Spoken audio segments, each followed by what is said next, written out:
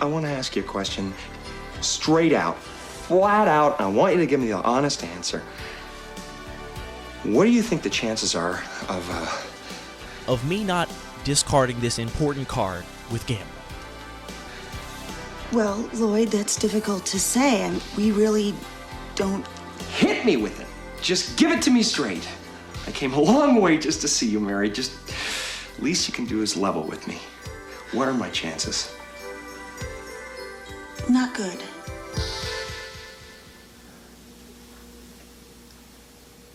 You mean not good like 1 out of 100? I'd say more like 1 out of 1,000,000.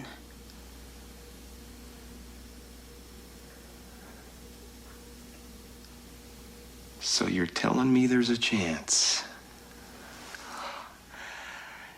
Yeah!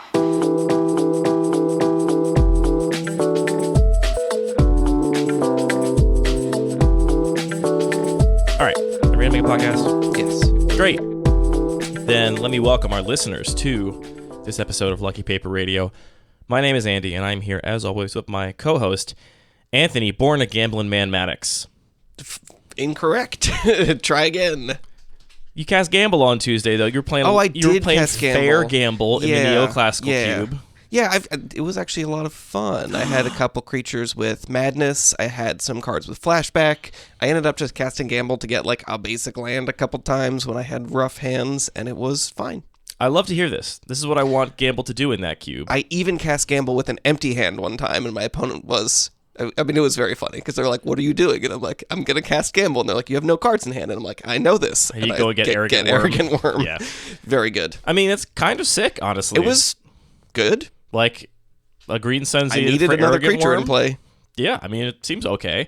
That's exciting. It's the first report I've heard of playing Gamble in that cube because it's a relatively recent addition, and people often just don't play it. They just are like, "Oh, this is bad because RNG." But it felt like I could sculpt when I was using it. Like, obviously, discarding a card at random is not what you want to be doing, but when I was in an opening hand, it was like, big strategic advice here from Anthony. Cast this before doing anything else, so I have the best chance to not discard the thing I need, or I'm just going to wait till I have 3 things I don't mind discarding late in the game. That sounds very exciting. That's exactly what I want that card to be, so I'm into it. And I'm really glad to hear this because you ended your night on a Gamble awful bad beat, so the fact that your overall impression was this was fine and fun...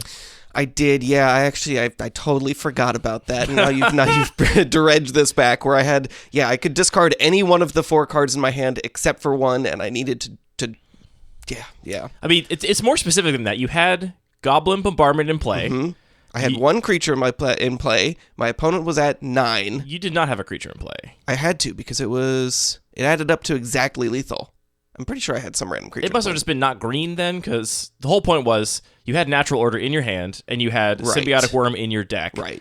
And you had to gamble and basically not discard the Natural Order that was already in your hand when you gambled, which I said afterwards that your opponent almost certainly thought you were gambling for the Natural Order, but you were actually just trying to get any green creature, basically. Yeah, that's true. So I got Call the Herd because I could either cast it and then Natural Order that next turn, or if I discarded it, I could still flash it back. And it would be a turn later, but I might still be able to survive for 2 turns. Yeah, but then it was going to be exactly lethal with the Symbiotic Worm plus the Goblin Bombardment. Yes. And that one other would creature have been in so play, good.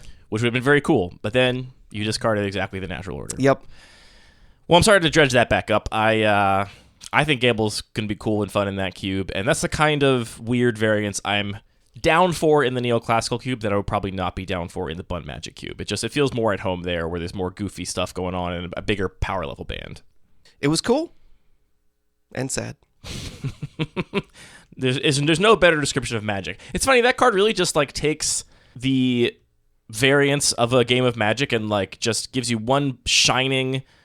undeniable example of it, right? Like, you think about any build around in your deck, and it's like, well, this card's good as long as I draw some of the, like, card it's good with, and you don't necessarily feel the times when it doesn't happen, and Gamble's like, this card is good as long as I roll a 4 right now, instead of, like, it's like, it's the same kind of variance, it's just very... explicit. Very explicit. So explicit. That's a NC-17 Magic card right there. On this episode, Anthony, we're going to be reviewing some of the deck lists and pools we got from our cubes at CubeCon. This is not going to be a like completely thorough analysis because, to be honest, I wanted this to be a thorough analysis, Anthony, but it's taking me so long to go through all these images, document all these deck lists to actually start to quantify any of the data. I say data in air quotes. It is data, but it's not enough data to be like statistically significant. So I could kind of balk a little bit at calling it data, but it is data. But to get into a place where I can actually like work with it and like run numbers against it is taking me forever. Bones, I don't know how you did it for all 3 of your cubes at CubeCon so quickly. Everyone should check out Bones' great article on Medium where he analyzes the results of his own cubes, the Iganjo Drift, Amankar Desert Cube, and the Modern Darlings Cube. We're going to link that in the show notes, and I don't know how he did it so fast. It's going to take me a lot longer. So this is not going to be a like deep dive, but I think it actually will be more helpful to talk about it at this stage where like I've looked through all the pictures, I've like captured all of the vibes and like archetypes and directions of the deck lists. I don't have individual card data, but the more I think about this, the more I think individual card data is not actually going to be that useful, and we'll talk about why. So I want to talk about our overall first impressions of the results from CubeCon for each of our cubes, and also what, if anything, we're going to look into any deeper. I don't know if you have any plans to actually do any further analysis on your cubes. You kind of seemed like yesterday like maybe that was not interesting to you. I'm definitely going to like keep those pictures around, and as I continue to make updates, use that to inform it. And, if I'm thinking, hey, does this feel a little bit strong? Maybe I can actually back that up with some more not totally accurate data that's like statistically significant, like you're saying, but still useful. I don't know if I'm going to go through and actually like catalog all the decks and try and do any kind of more statistical analysis because, yeah, that's a lot of work. It's a lot of work, and ultimately like the qualitative experience of what's working, what's fun, I think is a lot more important for a cube. I think this is very different if you're Wizards of the Coast trying to design a limited format. That kind of data is really important because you want to make sure you don't have one color that's way outperforming others, because a lot of people are going to be playing it, and that's going to be identified and felt. That's not necessarily the case with cubes that we're playing at the local weekly cube night. I mean, I think it is the case to some degree. There's been very little disagreement in the playgroup for a long time that, for example, red is the best color in the regular cube. Really? I feel like there has been a lot of disagreement about that. It's I don't think so. In the like Mardu colors have been the best colors, although green's gotten a couple updates that have made it a lot more. I think the only thing that is unequivocal is that blue is the worst color in the regular cube. Yes, though I did draft a mostly blue deck in our latest rotisserie draft, and I have high hopes for that deck, so TBD whether or not that deck can actually hang with some of the best things in the environment. But no, I don't know. I mean, from at least talking to the people I talked to about the balance of the regular cube, I feel like James and I have had a long-running argument as to whether or not red-black or... I guess actually, no, James thinks black-white is the best color combination in the cube, or at least used to. This was a while ago. Either way, I feel like even in our sort of small play group where we don't play the same cube every week, we're playing different cubes all the time, the cubes that do show up a lot, like the regular cube and the Bun Magic Cube, there does get to be a reputation around what's good and what's bad. There was definitely a grumbling a while ago that blue was no good in the Bun Magic Cube. You couldn't play blue because all the threats were too good. So I feel like that does come up, even if it's not to the same degree as, a regular set Wizards of the Coast designs and releases. Yeah, I mean, I could say one thing just looking at the decks, the 3-0 deck specifically from CubeCon, is that you can play any color you like in regular cube and 3-0 as long as you're also playing red cards. Yeah, I think it's the best color in the regular cube. I think it's also probably the best color in the Bun Magic Cube. I think it's the kind of color that kind of naturally has a pretty narrow range of power level. Like, just the band on red cards, given the range of what red is allowed to do, the floor is going to be quite high on a lot of the red cards, because the main reason is that so much of red's removal is also burn, which is so much more useful in other ways, whereas the cost of getting stuck with a removal spell in hand that can't hit a particular target in white or black decks or whatever is a really steep cost, and red never has to deal with that at all. And on top of that, its threats are very proactive, and it's just kind of... It doesn't do a lot of cute stuff in most cubes. I mean, I think like maybe artifact synergies are the one thing I can think of that you could maybe describe as like kind of cute things that red decks get up to. But for the most part, it's doing just power and toughness, and its removal is very flexible. And so I think just naturally the color's identity makes it have a very high floor, and the ceiling... I don't know. It's something I felt from looking through the decks from the Bun Magic Cube is not that... We should talk more about just limitations of its data, but I noticed that I think that the decks that did poorly did poorly because of the poor floor on cards. And it wasn't that the decks that did well were crushing because of the really high ceiling. It was they were crushing because they were consistent, and they didn't have to suffer with that low floor sometimes. So I think that's a big part of why red does tend to be quite good, and at least the kind of cubes we design. Yeah, I mean, I'm just looking through some of these decks, and it's like, it feels like it's really easy to get into a good red deck, where it's like, oh, I'm playing green-black, I'm going to play this Karazda Guild Mage, and I need to, like, get some creatures in play and do some extra steps to get some value out of it. Whereas, like, red has Lightning Strike. This is always going to be good in multiple different situations. It's just, like, really easy to take this card and have it perform. So it does feel like that is a big factor. I also wonder about the regular cube having a pretty narrow power band, if that actually is going to highlight some of these imbalances more. Whereas if I have, a couple bombs that stand out in every color, then sure, there's going to be some variance where somebody's going to open up this power outlier in any one of these colors and take away the 3-0. Whereas if it really does rely on these minor differences and there aren't big things that stand out, are we going to see that sort of like lower variance result in less variance in the kinds of decks that are going to perform? I think as a cube designer, it's natural to want to get like card-specific conclusions from this data, because that is the scale on which we make changes, right? I'm going to add or remove cards from the cube based on the performance of these decks at CubeCon. But something I noticed from the Bun Magic Cube data is that any individual card shows up all across decks of all different records, right? You can find 3-0 Luris decks, 1-2 Luris decks, 0-3 Luris decks, and 2-1 Luris decks, right? Like, it's not that Luris is inherently broken, right? Same goes for some of the other more identifiably powerful cards in the cube, like Fable the Mirror Breaker, Ren and 6, Ragavan. Uro actually conspicuously missing from some of the best performing pools. There actually were very few Uro decks that did really, really well, but plenty of Uro decks that did not well, and I don't think that's an indication that Uro is bad in this cube, obviously. I hope that goes without saying. So it's even though there's this like tendency to want to gather card-level conclusions, because that would so directly inform cuts and adds, right? You could be like, oh, this card always wins, so I will obviously cut it. Or, oh, this card always lose, I will obviously cut that card. I don't think that's actually the kind of conclusions you can safely make from this data, because of all the variance inherent in it. And again, just from looking at my data, like, there is no trend in cards played across like winningest or least winningest decks. And I'm going to crunch the numbers to actually verify this, but one anecdotal thing I noticed is that Stoneforge Mystic showed up in a ton of really high performing decks. And that's a card I sometimes in the Bun Magic Cube get criticized because I don't run Batterskull, I don't run Cauldron. I get people being like, why do you play Stoneforge Mystic? You don't have either of the cards that are good with Stoneforge Mystic. Obviously, I don't include those because I don't like the play patterns of cheating a creature into play, right? I consider that very much cheating mana the same way that Reanimator would cheat mana, right? To actually like just go put a Cauldron into play off a Stoneforge Mystic. But the reality is that Stoneforge Mystic plus Lion Sash, Glimmer Lens, Umezawa's Jite, whatever, like plus a little package of otherwise much more fair equipment where you're still just drawing a card, casting it, equipping normally, is still very, very good, I think. And I think that's an example of, like, do I think Stoneforge Mystic is an overperformer in this cube? It's, like, too good for the Bun Magic Cube? Absolutely not. I don't think it is at all. I think it is often part of a strategy that ends up being successful, and anecdotally, over the course of CubeCon weekend, just ended up being in decks that perform pretty well, more or less by a little bit of variance, and by the fact that, yeah, it is actually good. Yeah, I mean, a big part of that is just sort of the bias of the players. These are not decks that are built by the time-traveling supercomputer that has brute-forced every possible combination, and I think that bias will show in things like that, where a lot of players will look at Stoneforge Mystic and say, this card is not supported here. Like, there is not the combo that I'm used to. But I think a lot of very skilled players will be like, yeah, there actually is just a lot of value to be gained here.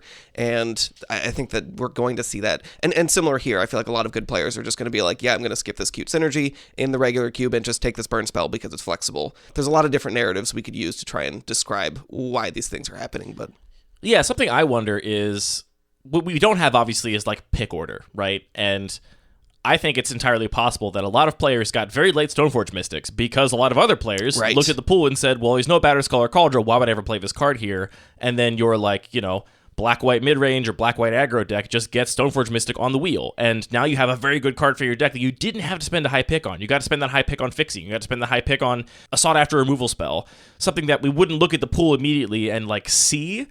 Whereas, on the other side, I did notice that Skull Clamp was a card that once I crunch the numbers, I'll be able to see this, I think, evidenced. But from anecdotally looking through all the pools, it seemed like Skull Clamp underperformed. It was just in a lot of lists that 1-2'd or 0-3'd or 0-2 dropped. Didn't show up in a lot of high-performing lists. And I think maybe that's because we talked about how that card, I think, is often overrated in this environment. And that's not to say that putting Skull Clamp in your deck is wrong, But if these players that had it in their pool took it very highly because they are used to it being a broken card that is banned in Legacy or whatever, then that is a recipe for your draft going a little bit off the rails because you spent a really high pick on a card that actually shouldn't be a high pick. And so there's a lot of invisible information here that we're not getting that I think colors the interpretation of this data. For sure. So overall, how did you feel about the spread of decks for, let's start with the regular cube and just focus on that. Like, were you happy with the decks that turned out and the records you saw? I mean, you mentioned Reb was a little bit overperforming. Like, how'd you feel overall about everything, though? Yeah, I mean, it's sort of just like a bizarre situation to be in where, like, when we first started designing cubes, a conversation I'm sure we had at some point was like, wow, wouldn't it be cool to, like, have a pod of, 8 LSVs play this cube and actually try and, like, break it and solve it, identify the issues. And at that point, I would have been like, yeah, this would be embarrassing. Like, they would just drive sideways across all of the synergies and all the themes and plans and just break it, literally, like, make it not fun.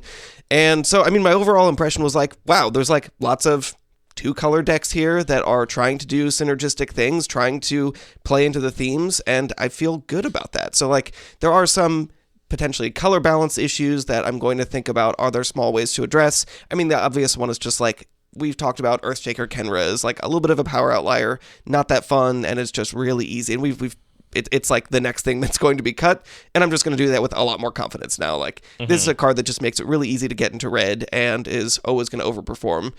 But I don't think I'm going to make any huge changes based on this. It's like, yeah, the cube kind of worked like I wanted it to. We got giant growth in this deck here. Neat.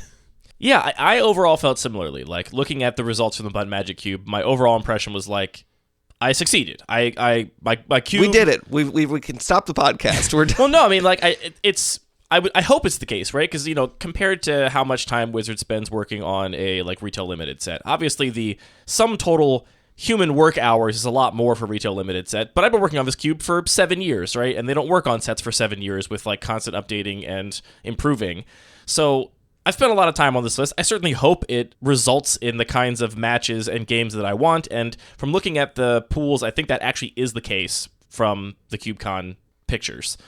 There were, in the Bun Magic Cube, like I said, cards showing up across the whole spectrum of records. There were color combinations showing up across the whole spectrum of records. There were some patterns, which we'll get to, but for the most part, yeah, you can play any color in the Bun Magic Cube. You can play a monocolored deck, you can play a 5-color deck, you can play everything in between and have success or have awful failure with them, right? There was really no obvious, like, stark pattern. And one thing that I really like seeing, one thing that we don't actually need a bunch of other data to inform is just the range of decks people drafted, right? Like, put the records aside, right? How often are people ending up in monocolored decks, 2-color decks, 3-color decks, 4 or more colored decks? And that is a distribution I was actually very happy with in the Bun Magic Cube. There were, I think, 5 or 6 monocolored decks over the entire weekend, which is quite a few. There were mostly 2-color decks and 2.5-color decks, maybe 2-color decks with a splash, which is exactly what we said on the podcast was my experience from playing in our local play group. And there were probably 5, 6, 7, 4 or 5-color decks that were trying to be more ambitious. And those, again, all across all the different records. There was one 3-0 deck that looks like at least 4-color. Didn't have a deck build of this one, so I couldn't actually tell how it was built. But there was a 3-0 deck that had, 4 colors. And there was an 0-3 deck that had a very similar pool in terms of, like, the actual cards. But I think some important, like, underlying differences that are not obvious from looking at the pool immediately, but if you start to unpack it a little more, you can start to figure out why one of these decks was so successful and one had so much not success, was so unsuccessful. That's the word, unsuccessful. Unsuccessful. So overall, yeah, I'm really happy, and I am not planning on making any sweeping changes to the cube based on these results, which I think is good, because if you end up at a place like this and you do have, let's say, just one color that's broken, right? You're like, oh, well, every single 3-0 deck was this color, and it was playing some combination of this strategy, and no deck with that color combination ever did worse than, 1-1-2, right? It was always performing pretty well. Then you're in a situation where you can make the change to fix that, but it's so hard to glean any other information from the draft when you have such a big outlying impact, right? When the data is dominated by this one trend, it's so much harder to see any other meaningful trends inside of it. Yeah, I think that's a great point, that almost more important than the records is just going to be what the actual decks are like and what the color pairs ended up being drafted, because that says more about what people are trying to do, like what signals people are picking up on. And I do see, even though, again, like there's a little bit of a bias in which decks are in the 3-0 bucket, there are a pretty diverse mix of all the color pairs, maybe with the exception of 1 or 2 that I'm not really seeing. So overall, both very happy. Good job. Pat ourselves on the back. I am going to make some changes based on this information. I want to talk about some specific aspects of the Bun Magic Cube. So we had Dom on, and Dom drafted this cube on Thursday night before anybody else had a chance to draft it in the main event, and told me on the podcast, you all heard, and also told me afterwards at the event, like, hey, I think you're wrong. I think in this cube, you just take 4 and 5 mana spells, and you are guaranteed to get enough 1 and 2 mana stuff because there's so many cheap spells running around in this cube that it's basically impossible not to have a good curve. So just focus on the big stuff and go over the top of all your opponents, and that'll be a dominant strategy. And for Dom, that strategy has been very successful. Dom's overall record in this cube is 8-1 in matches, and he's always played green in every single deck he's drafted. 2 times he's drafted basically a like green deck splashing a little blue and white, and in the last draft he played a Jund deck. So Dom definitely has a strategy he likes in this cube, and Dom is a much better player than you or I, and so I take his observations very seriously. I think that he has very relevant observations to make about this environment. But it's worth noting that Dom's perceived dominant deck in this environment was definitely not borne out by the CubeCon data writ large. And it's not been borne out in our play group either. Like, yes, sometimes a deck like that does really well, but oftentimes they just get stomped and they end up 1-2 or whatever. And that's what I saw in this data, right? Like, the actual trends, I think, of the best performing decks at CubeCon, aggro was really good in this cube at CubeCon. The 3-0 decks were a red-white aggro deck, a black-white Luris deck, which is kind of inherently pretty aggressive, a very aggressive blue-red spells deck. Then there was a bigger Jund deck and a bigger 4 or 5 color Golos deck that 3-0'd. And then there was a mono-white aggro with a little bit of a green splash. So the 3-0 decks were looking at 4 aggro decks and then like 2 big mid-range decks that pulled down the 3-0. So that would certainly indicate that Dom's strategy is not dominant for everybody. And that's the thing, right? Like, if all of the players drafting these decks were Dom Harveys, would these decks have done much better? Probably, right? I think a lot of Dom's success with the archetype is that Dom is a much better than average Magic player, and so when he sits down across from somebody else who drafted a different deck, a lot of the difference in the power level of the decks will be overshadowed by the difference in the skill of the player. I've definitely felt that in our local play group, where some player that is very skilled will draft a particular deck consistently, be like, yeah, this is the best deck in the cube, and it's like, well, I think you could do whatever you want and still win, and so it's like, I don't know if that's actually a useful piece of data. And I do also want to like emphasize that I don't actually put a huge amount of emphasis on the specific records. And I'll give an example as to why. I watched the Sunday qualifier draft, like the second half of it. I watched the like end of round 2 and then all of round 3 for my own Bun Magic Cube because I was at the venue, I had nothing else to do. Might as well watch the like highest stakes the Bun Magic Cube was going to be played for all weekend to get into top 8. And the deck that 3-0'd that pod was the aforementioned mono-white aggro deck with a little bit of green. It had green for like Tarmogoyf, Collected Company. That might have been it. Maybe a gold card. Maybe like that's got to make you happy, right? Oh, it does. I think a deck was really cool. Maybe like a Kasali Pride Mage or something. But it was basically a mono-white aggro deck, more or less. And it was playing up against a blue-white control deck, a like solid, full-on control deck in the finals. And you'll notice that of those decks I just listed in the 3-0 category, none of them were control decks. And I do think control is harder to play in this cube, but I don't think it's not viable because I watched the finals match. It was a really, really, really tight match that could absolutely have gone either way, right? So at the end of the day, yes, the mono-white aggro deck got the 3-0 and the blue-white control deck got the 2-1.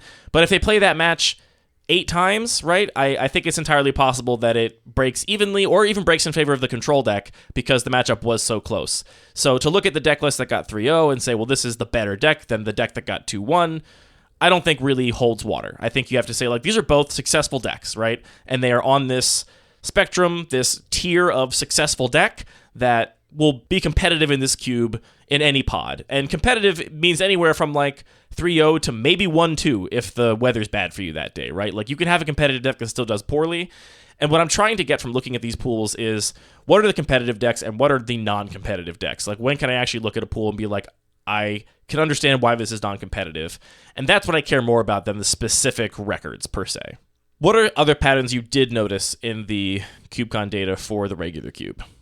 Or what are patterns you were, like, interested in trying to tally up. I know you're not going to do the whole like card by card analysis thing, which actually I do think the more I dig into this, I think the return on the time spent to like actually digitize all of these deck lists into like a spreadsheet and then calculate the like match win percentage of every card. Like I do think the return on that is pretty low because of all the reasons we just mentioned. So if you don't care about that, what do you care about, if anything, in terms of identifying patterns from these pool pictures?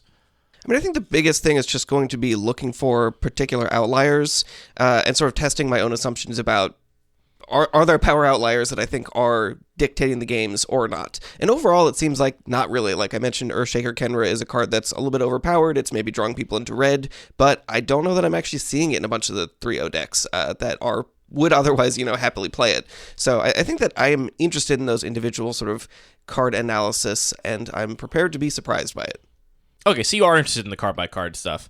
I'm really not that much. I'm going to do it, I think, because I want to digitize the list anyway, but what I'm more interested in looking at, I think, is the densities of different types of effects across the same strategy across different records. So when I was going through here, for example, I was looking at all of the like blue-red spells decks, another archetype that had a 3-0, had a bunch of 2-1s, a couple 1-2s, and an 0-3. It was all across the board. And I think what's going to be more evident in terms of what makes that deck tick is not going to be looking at which decks had Ragavan and which decks had Fable the Mirror Breaker and which decks had Expressive Iteration, because, again, those show up across the entire range. You can find 0-3 decks of Ragavan, you can find 3-0 decks of Ragavan. It's not that Ragavan makes your deck an 0-3 or a 3-0 deck. What I think will make your deck an 0-3 or a 3-0 deck is the relative densities of 1-mana cantrips in that Spellslinger deck, of counter magic in that Spellslinger deck, of threats versus interaction in that Spellslinger deck, of fixing. I think that's a really good question. I'm looking through these decks. I'm a little bit surprised to see a lot of them seem light on fixing in terms of the successful decks. Editing Andy here. Just for clarity, we start talking about the regular cube right here. We just transition. When Anthony says he's looking at these decks, he means from the regular cube. We don't ever say it out loud. I'm not sure how he and I communicated that so clearly in the conversation, but cluing you in. Now we are transitioning from talking about the Bun Magic Cube to the regular cube. That's something I actually wondered if that would be the case sometimes. You and I actually, in the most recent roto draft of this cube, maybe taking a page from the Justin Parnell book of roto drafting. No, I definitely was not inspired by Justin Parnell to draft green I didn't red. even mean specifically drafting the exact same archetype. I just meant that in our roto draft we did with Parnell and a bunch of other friends of ours at MagicCon Philly, Parnell intentionally, very explicitly was like, I'm not fighting you for the like prismatic vistas or like the like lands that go in any deck, which there aren't a ton in the regular cube. Everybody else had a couple rounds where they were like taking their 1 or 2 prismatic vistas. We were like fighting over them a little bit, and Justin was just taking good cards for his deck. And then he just played 3 or 4 fixing lands in his like red-green deck, just whatever red-green duels he could get that no one else really wanted, and had plenty of success. I think it's entirely possible that in the regular cube, the amount of fixing you are rewarded for, like the return on investment in fixing, falls off pretty quickly, because you can't ever end up with like a over-the-top amazing mana base just because of the nature of your fixing, right? You don't have fetches and shocks, so you're not going to ever you're never going to have a 2-color mana base that's like 12 of each source, right? That just is not possible to happen in that cube. No, I mean, your best case is like 3-4 dual lands, and maybe you have another 2 dual lands for a splash. Yeah, and a lot of your dual lands come into play tap, so even if you have all of them, there's the question of how many do you actually want to play. Yeah. In the roto deck, I just finished drafting of the regular cube in our most recent rotisserie draft. I'm playing blue-black, and there was nobody else playing any blue-black, and so I could get all of the dual lands if I wanted, and I was just like, I don't want 4 tapped lands in my deck. I'll play 3, I don't want the 4th, I just think it's too many. So I just didn't even take it.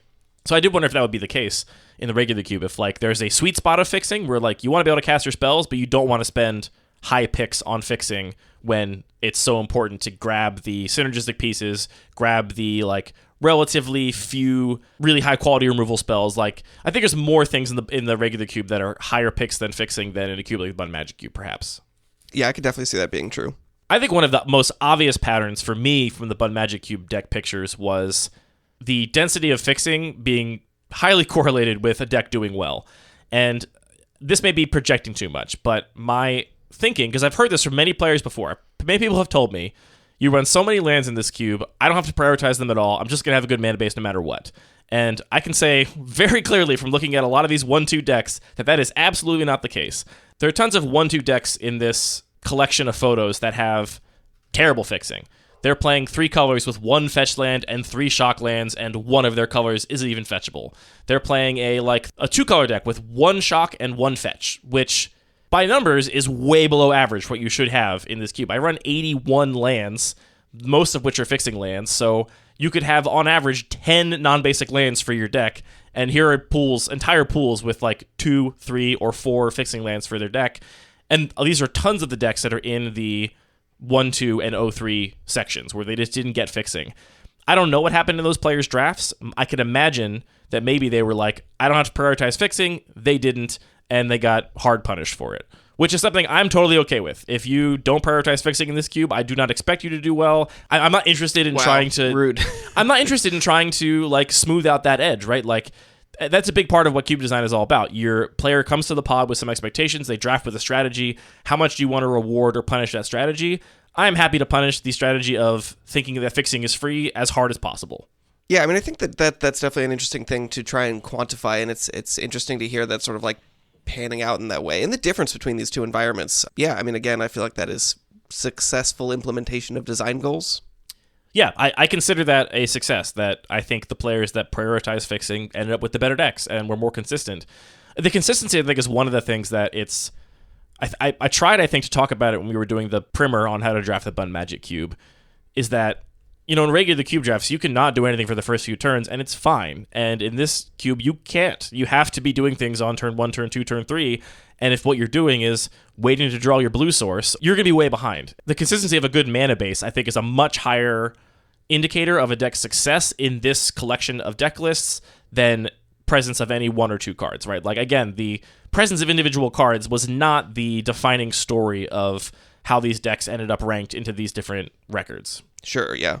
Which I'm really glad about. That's what I want. I want you to be able to take the best cards in the cube and still end up with an 0-3 deck if you don't draft properly. And I want you to be able to put together a 3-0 deck without any huge power outliers, which is definitely true. There are decks in the 3-0 or 2-1 section here that didn't have any of the cards that I mentioned as the top 10 cards in the cube, because that's not the driving narrative behind what makes a deck successful in this environment. And I'm really happy about that. Sure. I'm just looking for any deck that looks like it was playing Earl of Squirrel here and having no luck. I don't think you're going to find it, sadly. Another pattern that was somewhat noticeable in the Bun Magic pools was blue definitely seems harder to play here successfully. Again, I don't think that means it is bad or a trap. I think it just means that it is challenging. It's more challenging to do well with blue than it is to do well with a proactive deck. The only blue that showed up in the 3-0 lists was a blue-red spells deck that was really aggressive. It really only had 4 or 5 blue cards. It was mostly mono-red, plus the blue-red gold cards, plus Treasure Cruise and Mana Leak, right? It was kind of almost splashing blue in a mono-red list. Or it was showing up in the 4-color deck in which blue is not really core to the identity there. It's mostly a green deck that plays Golos and Field of the Dead, and it does have Uro, but to say it's a blue deck is kind of a misnomer. It's not really playing all the blue cards that make blue blue.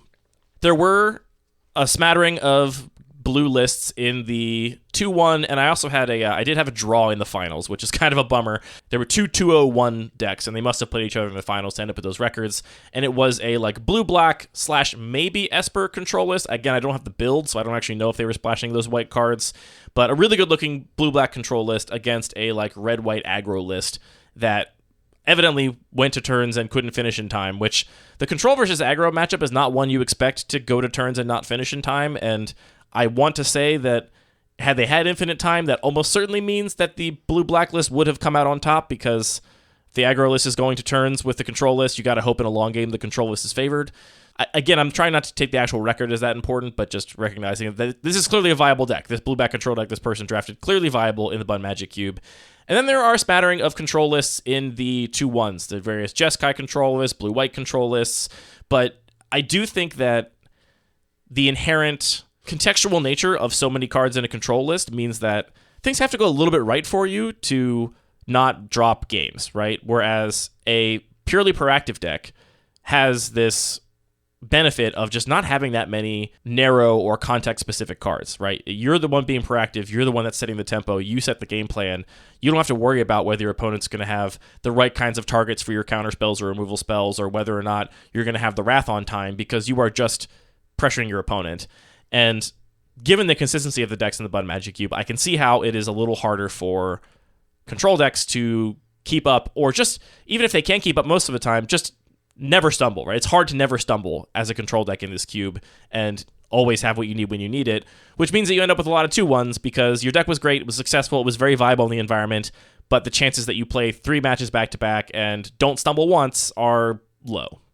It's funny to me how a lot of the conventional wisdom for the way to draft the Magic Online cubes, like the Legacy and Vintage cubes, is just draft aggro. You know, don't try and do this big splashy thing that is kind of what the cube is all about. It's kind of the headline, but instead just be the one asking the questions, be really proactive. Specifically if you want to win. Yeah, that's what I hear a lot. But this is like a very, very different environment than those cubes, and it's sort of funny to me. Like, do you think that there's a parallel there, or are aggro decks successful for different reasons in these different environments?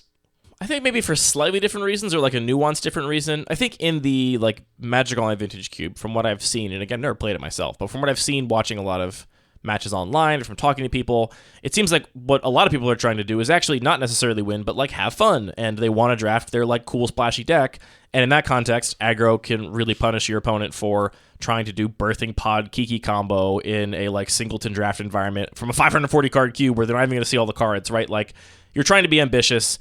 Things have to go right for you for your deck to work, and your opponent's just like, play 1 drops and attack, and what are you going to do? And I think it's a similar reason, right? Except in the Bun Magic Cube, I don't think most players are trying to do that sort of ambitious thing that's only going to come together 1 in every 4 or 5 games. Like, that's not really the way the cube works. There's not really ambitious things of that kind to be doing in the first place.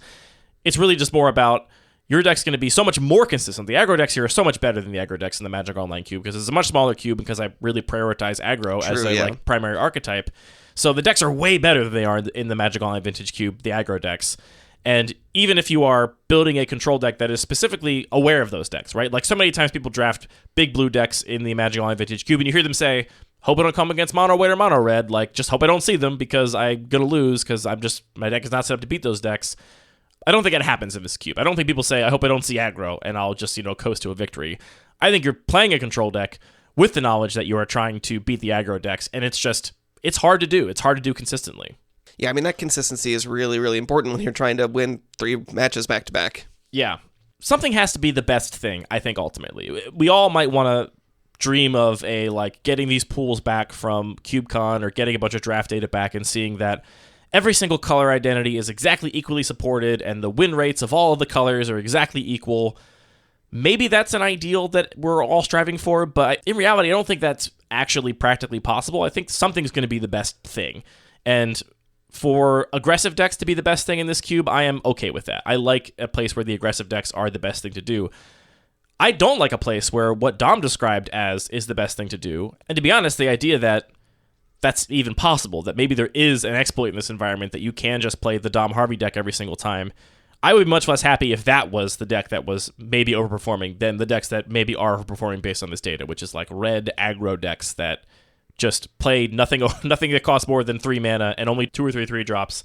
That's the kind of Magic I want this cube to be about. And so I think a lot of cube designers would be well served to, instead of thinking about trying to make their environment balanced so nothing was the most powerful thing, just make the powerful thing what you want the environment to be about. Just let something be the best thing and don't worry about it too much. That's kind of where I'm at with the aggressive decks. I'm not worried about trying to nerf those decks per se. I mean, that makes, I think, the design process a little bit easier when you say this is kind of the starting point. This is the thing that other decks have to try and beat, and then let's balance everything in proportion to that. That's like a much easier sort of narrative to talk through how your design process is than here are 5 things I'm trying to make all balanced together against each other. That's just difficult.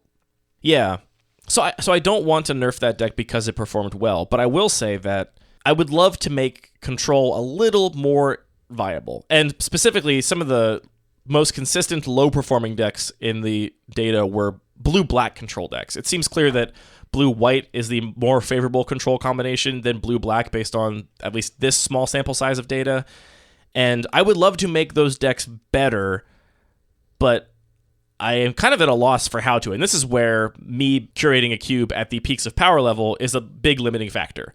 I don't just have better blue and black control cards I can go put in. I'm kind of already playing all of them, right? It's really hard for me to figure out how I can make that deck any better.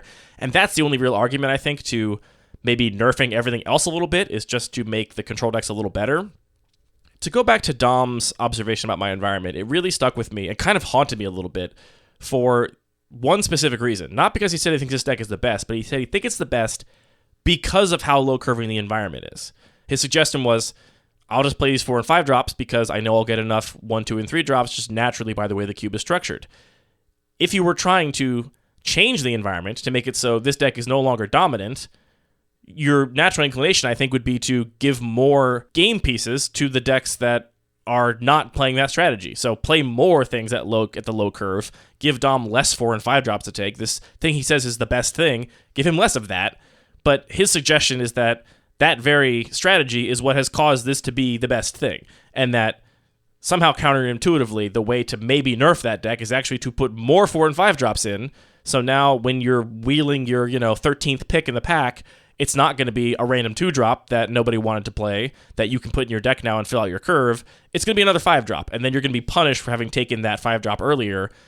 But I don't want to put more high-curving stuff in here. I do fundamentally think that would actually, while it may make drafting the kind of deck Dom described more tricky, I do think on the overall experience of the whole draft, you look at all of the matches being played across 3 rounds, it's just going to mean everybody's doing higher curving, bigger stuff, and I don't want that. And so... Yeah, I mean, you can't just change that one strategy. Like, you're going to change the entire environment if you make a big change, like raising the curve by, half a mana value. So here's Dom, a great player, saying, hey, this strategy I think is dominant. Me thinking, that's not a strategy I want to be dominant. I'd much rather have the best deck in my cube be like a Delver deck or an aggro deck than a big mid-range deck.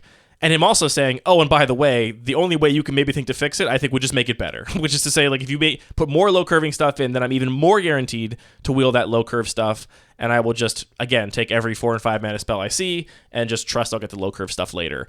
So, I don't know what to do with that. Have you tried asking him nicely? I might ask him what he would do to try and make his strategy worse. Ask him to stop doing this. Oh, sure. Just please stop. Please stop.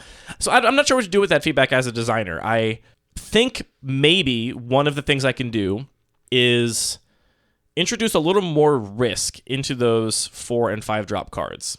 Whereas right now, my guiding light for what 4 and 5 drops I include is I want them to, for the most part, be proactive in ending games. I don't love 4 and 5 drops that just draw things out, except where they are necessary to do so for a control deck, right? I like board wipes. I think it is important to have a density of board wipes in a cube like this so that players have to think about it and play around them and not just build the board wipe as big as possible and just jam. But naturally, a board wipe is, in this case, a 4-mana spell that is going to prolong the game. So I'm fine with them where they feel necessary to support an archetype I want to support. I don't want, for example, my 4 and 5 drops to just be interchangeable green planeswalkers that spit out tokens and just clog up the board, which can be very powerful cards, right? They can really draw the game out very long, and if the game's getting drawn out and you have a planeswalker that's ticking up, you are definitely favored. But I would much rather have a thing like Titania, Protector of Argoth, which is going to put, in most situations, at least 10 power into play the turn you play it in the Bun Magic Cube, and is not going to generate infinite value over time, is instead just going to put a lot of pressure on your opponent. Maybe one way I can do this is to just make those cards I include a little more risky, just a little more bad against removal spells, a little more Baneslayery, for lack of a better term, so that when Dom gets to that point of the curve, he's not just going to be safe in saying, well, I'm just going to play in 4 and 5 drops after each other, and that's surely going to be good enough to win, because your opponent might just have a Flame Slash, and then your whole strategy is kind of blown out of the water. Yeah, I mean, a card like a Seeker's Chariot in particular really stands out, where no one card is going to answer that really at all. On the other hand, I do like a Seeker's Chariot because so many cards do answer it somewhat, right? There are a ton of partial answers to a Seeker's Chariot. There are a ton of things that kill a token, kill a 2-toughness creature, remove an artifact. There's a lot of ways to deal with... Put Fiery Confluence back in. No, absolutely not. There are a lot of ways to deal with portions of it, but not ways to deal with the entire thing. And I do like that kind of incremental value, but if that is what's contributing to this safety Dom feels of playing these 4 and 5 drops and just going over the top, then that's something I could possibly address. I also think that what Dom's strategy I do think is good against is what I'm describing as naturally the best thing to do in the cube, which is aggro. I think Dom's strategy is very good against aggro. I'm just going to have whatever 1 and 2 drops I have. Doesn't matter what they are, because all their job is to trade off in combat with your 1 and 2 drops. Like, they could have any rules text imaginable. It literally doesn't matter. Could be Ragavan, could be Sun Gold Sentinel, could be whatever. It's just there to trade off in combat with your stuff. And then when we get to the late game, you're still going to be playing small stuff, I'm going to be playing big stuff, and I'll win. I think those decks are favored there.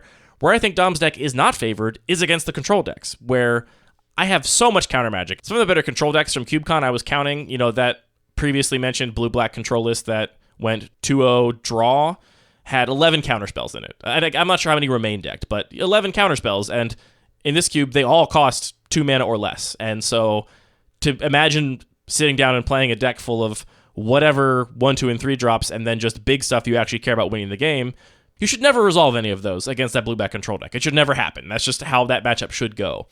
And so I'm partially wondering if what Dom's experiencing is he's got a strategy that is good against what is best in the cube and maybe most dominant in the cube, and its weakness is just the thing that it maybe is hardest to do. And so maybe it happens sometimes, and the match loss I did see Dom take on the Sunday qualifier was to a blue-white control list that took Dom's Jund deck down. And so maybe it's just a matter of that deck being positioned in such a way that if I was able to make control a little better in the meta, which maybe wouldn't even necessarily involve card changes per se, but if I'm able to make people draft that deck a little more or know how to draft it a little more. No card changes, so just asking people nicely. I think the meta could shift in a way that, I don't know, I think ultimately it is kind of the iconic rock, paper, scissors of aggro, mid-range, and control, which is part of my guiding light here for the design of this cube. But when aggro is maybe a little up and control's a little down, right, that tilts things, and then theoretically it makes Dom's mid-range deck the best thing to do. But what we don't have is that feedback loop where if we had 8 Doms sitting down to draft the cube, I think the best thing to do would be a control deck at that point, right? And then you would know in that meta, with this exact same card pool, now the best thing to do to get a 3-0 is just to draft a control deck with a bunch of counter spells, and I will prevail. But that's just so hard to it's always going to be different in every meta, and so you can tell that I'm just kind of whirling around trying to figure out how to, if at all, try and address this. I say problem in air quotes because it's a problem for me as a designer. I don't think Dom was saying this is a problem with your environment. Maybe he loves those kinds of decks and loves that he can draft them here. I'm saying it's the kind of deck I don't want to be dominant. I don't want drafting this cube to be as simple as take the expensive cards, you'll get the cheap ones on the wheel, and just play to the board, and that's all you need to do. But I'm not convinced it is. And, ultimately we just have too small sample sizes to make any definitive statements about it. Always the problem. Do you have any closing thoughts about this, Anthony? Yes, I've been looking at the Turbo Cube decks, and those are honestly a little bit more diverse than I expected. The Turbo Cube, but your expectations were kind of low. It's not necessarily the environment where I'm focusing on, every color must be equally playable. It's more focused on the experience and just doing wild, crazy stuff. But we have a deck here, a 3-0 deck that has 2 copies of Jade Mage, and it's got Chatterfang, and I really hope those were in the main deck. Fingers crossed. So even if we didn't get people playing Earl of Squirrel in the regular cube, somebody made some squirrels out there. I want to close this episode with a request. So I have all the pools from CubeCon. I have maybe 10% of them have deck lists associated with them, or those people have sent me deck lists separately. If you were listening to my voice right now and you drafted the Bun Magic Cube at CubeCon and you did not upload a deck list to the Hedron Network or did not separately send it to me in DMs or over Discord or whatever, I would love to see your deck list. If you have a picture, please hit me up on Twitter @LuckyPaperMTG. Email it to mail@luckypaper.co. Find me on Discord. I'm Andy Mangold. Just send me your deck lists. I am going to do a much more involved written analysis, which I consider this conversation to be me trying to get my head around what I want that written analysis to be. I have not done it yet, and I think this conversation has helped me figure out exactly what I want to highlight there. But it's so hard to know from a pool what the deck actually looked like. Harder than I thought, because there were a couple examples where we had a pool and had a deck image, and I looked at the pool before I looked at the deck image and figured out what I would think that pool amounted to, and then based on the deck image, I was totally wrong. So I don't know what you're doing with these cards. I evaluate them differently than you do, so please send me deck lists if you have them. That is hugely appreciated. Do you want to make a similar request? Do you care, Anthony? Don't worry about sending him to Anthony. He's much more chill than I am. He's a much more zen. Here's what I would much more value is just that qualitative experience. If there were cards that felt like they were underperforming or overperforming, or felt like traps, or some matches were frustrating, or some matches were really fun, like that kind of qualitative experience is extremely valuable. So if you played either the regular cube or the turbo cube at CubeCon, and I mean, I've had a lot of conversations with people about this already, but more feedback is always valuable. Yeah, and I'll obviously take as much of that as you want to give me too, especially if it's any observations that would color the interpretation of your record, right? Like, here's my deck, and also I got mana screwed in 4 games, and it's like, okay, well, I can look at your deck then and figure out if the mana screw was pure variance. Well, I can look at a deck and say, like, actually, you do have 10 sources for each of your colors. You objectively had a fine mana base, and just the weather was bad for you that day, and that happens sometimes. Or I can look at your pool and be like, yeah, you're one of these decks that had 1 fetch land, 2 shock lands, we're trying to play 3 colors. I'm not surprised that you got mana screwed. That's an expected outcome for this environment. So I will obviously welcome any of that qualitative feedback in addition to those deck pictures if you have them.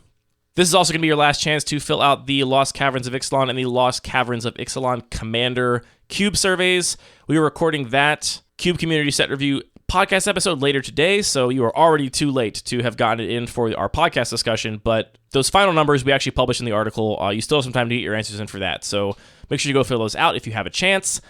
Also, I want to mention that this Wednesday, which is November 22nd, so 2 days after this podcast comes out, I'm going to be streaming on Twitch, watching some of the best French Magic players in the world decided to do a rotisserie draft of the Bun Magic Cube, and they're going to be playing the matches on Magic Online, so I'm going to be restreaming one of those and just chatting with people over top of it and watching some Bun Magic Cube gameplay with some roto decks, which tend to be the most powerful examples of particular archetypes, so it's fun to watch. So tune in for that. We are currently planning on going live with that around 2:30 in the afternoon Eastern time on the 22nd. So check that out, twitch.tv/luckypapermtg. And if you want to come by and hang out too, Anthony, you're welcome to. Sure. Sounds like fun. Anything else to tell people about? I don't think so. If you're in the U.S., enjoy our weird holiday. Yeah, it's a whole thing. Just cook something nice. Spend some time with your friends and family, and think about how you live on stolen land. It's very important to think about that. One more plug. Sign up for our newsletter. On luckypaper.co, you can go down to the bottom. There's a newsletter sign up on the bottom of most pages, definitely on the homepage. We've got a playmat in the works that I'm ready to say that there's a playmat in the works, which is exciting. Wow, what a step. I don't know when it's going to be available, but if you want to find out first and make sure you don't miss that, it's going to be another pre-order situation similar to the poster at CubeCon. So if you want to make sure you don't miss that pre-order and you don't listen to the podcast every week necessarily, make sure you sign up for our newsletter where you will hear about that. All right, that's it for real. Thank you for tuning into this episode of Lucky Paper Radio. All of our music is produced by DJ James Nasty. All the magic cards are produced by Wizards of the Coast. The show is produced by me spending 3 or 4 hours looking at all these photos and just trying to figure out what these decks are all about and making sure I accounted for all the cards to maybe try and draw some conclusions about this, which will ultimately result in 4 card swaps in the Bun Magic Cube. So, but they'll be really important ones. So important. Thanks for diving into this with me, Anthony. Yeah. Happy to talk about Cube.